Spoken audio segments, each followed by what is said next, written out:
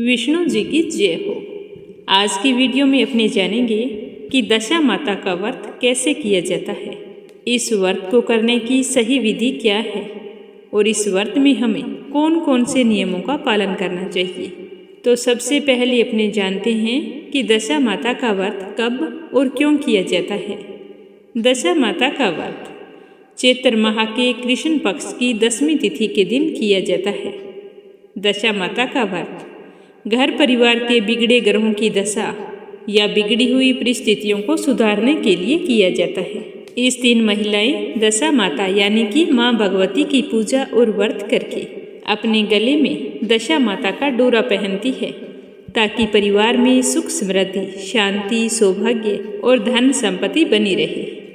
इस डोरे को सांपदा माता का डोरा भी कहा जाता है। यह व्रत होली के 10 दिन बाद आता है।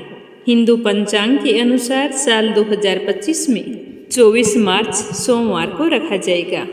इस दिन व्रत रखकर महिलाएं दशा माता और पीपल पेड़ की पूजा करके सौभाग्य, ऐश्वर्य, सुख, शांति और आरोग्य जीवन की कामना करती है। महिलाएं शुभ मुहूर्त में पीले धागे को गले में धारण करती हैं। अगर दशा खराब हो तो अनेक प्रकार की बाधाएं उत्पन्न हो जाती हैं। पूरी कोशिश करने पर भी अगर हमारा कोई काम पूरा नहीं होता है तो ऐसी मुसीबत और संकटों से सिर्फ दशा माता ही उबार सकती है। जो भी व्यक्ति पूरे भक्ति भाव से दशा माता का व्रत करता है उसके घर से दुख और दरिद्रता दूर हो जाती है और घर परिवार की दशा सही बनी रहती है। तो चलिए पहले अपने जानते हैं दशा माता पूजा की सामग्री। दशा माता पूजा सामग्री में सबसे पहले एक थाली लें। उसमें रोली, मौली, सुपारी, चावल, दीप, नैवेद्य, धूप, काजल, गेहूं और मेहंदी आदि सामग्री रख लें। साथ में सफ़ेद रंग का धागा ले लें और उसमें गांठें लगा लें। फिर उस धागे को हल्दी से रंग लें। इसी धागे को दशा माता की बेल या डोरा कहते हैं। दशा माता का व्रत करने वाली सुहागिन महिलाएं शादी का जोड़ा या नए लाल रंग के वस्त्र पहनती है। पूरा श्रृंगार करने के बाद ही यह पूजा की जाती है। इस पावन दिन शुभ मुहूर्त में कच्चे सूत के 10 तार के 10 गांठ वाले डोरे से पीपल की पूजा करती है। विधि विधान से इस पूजा के पश्चात व्रत रखने वाली महिलाएं नल दमयंती की कथा सुनती है। सुबह स्नान आदि से निवृत्त होकर चैत्र माह के कृष्ण पक्ष की 10वीं तिथि को सुबह जल्दी उठकर स्नान आदि से निवृत्त होकर व्रत का संकल्प लिया जाता है। इस व्रत में दशा माता की मूर्ति या फिर फोटो की पूजा की जाती है। अगर मूर्ति या फोटो नहीं है तो नागर बेल के पान के पत्ते जो पूजा में काम आता है, डंडी और नोक वाला पत्ता, उस पर चंदन से दशा माता बनाकर पूजा की जाती है। यह पूजा भगवान विष्णु के स्वरूप पीपल के पेड़ के पास या घर पर भी कर सकते हैं। दशा माता के पास कुमकुम, काजल और मेहंदी की 10-10 बिंदी लगाई जाती है। भोग के रूप में नैवेद्य, लापसी, चावल आदि चढ़ाया जाता है। सूत का धागा बांधकर सुख, सौभाग्य व मंगल जीवन की कामना करते हुए पीपल के पेड़ की परिक्रमा की जाती है और पीपल को चुनरी ओढ़ाई जाती है।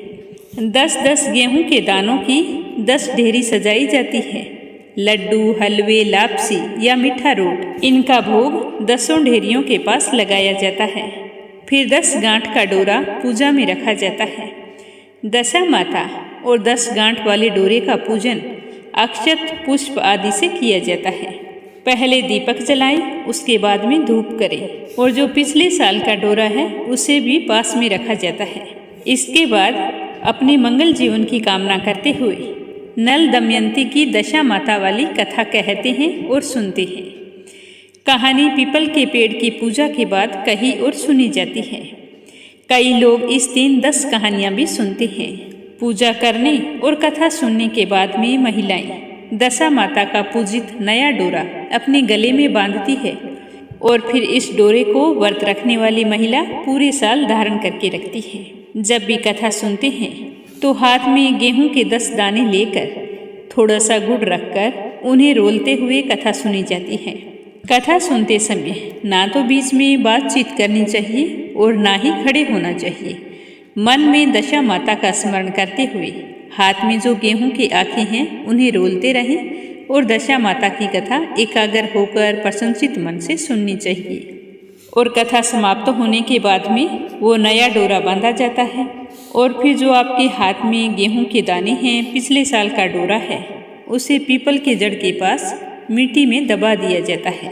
कहीं कहीं दशा माता के पूजन के बाद पथवारी पूजन भी किया जाता है। पीपल के पेड़ की थोड़ी सी छाल खुरचकर गेहूं के दानों के साथ घर लाते हैं।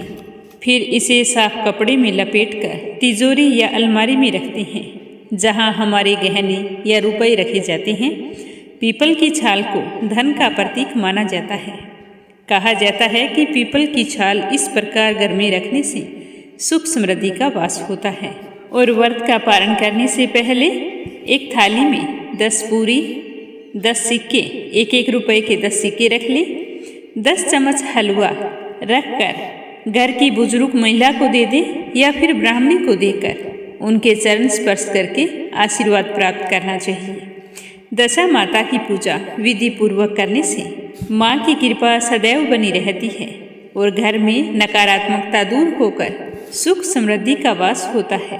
तो चलिए अब अपने जानते हैं कि दशा माता व्रत के जरूरी नियम क्या होते हैं। दशा माता का व्रत जीवन में जब तक शरीर साथ दे तब तक किया जाता है, क्योंकि इस व्रत का कभी भी उदापन नहीं किया जाता। दशा माता की पूजा पीपल के पेड़ की छांव में करना शुभ माना जाता है। घर में इस व्रत के दिन विशेष रूप से साफ सफाई करनी चाहिए और अनावश्यक अटाला, कचरा, टूटा फूटा सामान घर से निकाल देना चाहिए। खासकर घर की रसोई और पूजा घर में अच्छी तरह से सफाई करनी चाहिए। जिस दिन आपने दशा माता का व्रत रखा हो उस दिन घर का पैसा खर्च नहीं करना चाहिए। जो भी आपको सामग्री लेनी है या कोई ज़रूरी सामान है वो पहले दिन खरीद कर रख लें। दशा माता के पूरे दिन बाजार से कोई भी वस्तु ना खरीदें और व्रत के दिन किसी को पैसा भी उधार नहीं देना चाहिए।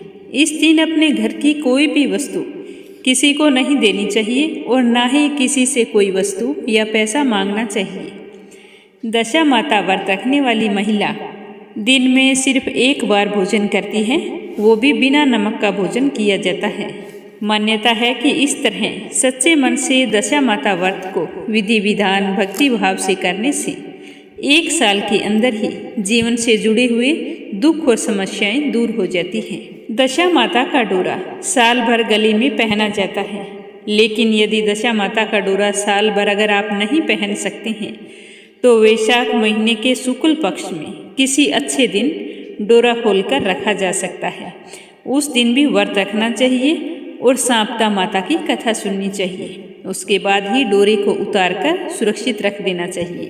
और फिर आने वाले साल में जब आप फिर से दशा माता का व्रत रखें तब उस डोरे को ध्यान से अपने साथ लेकर जाएं और पीपल की जड़ में दबा दें। तो ये थी दशा माता व्रत से जुड़ी हुई कुछ महत्वपूर्ण जानकारी। उम्मीद करती हूँ कि मेरी सभी बहनों को ज़रूर पसंद आई होगी। तो आप सभी से मेरा कहना है कि कंचन भक्ति सागर चैनल को सब्सक्राइब करके बेल आइकन को ज़रूर दबाएं, ताकि इसी चैनल पर आप दशा माता की बहुत ही सुंदर और पौराणिक कथा सुन सकें। दशा माता सभी बहनों की मनोकामना पूर्ण करे। प्रेम से बोलो विष्णु जी की जय हो।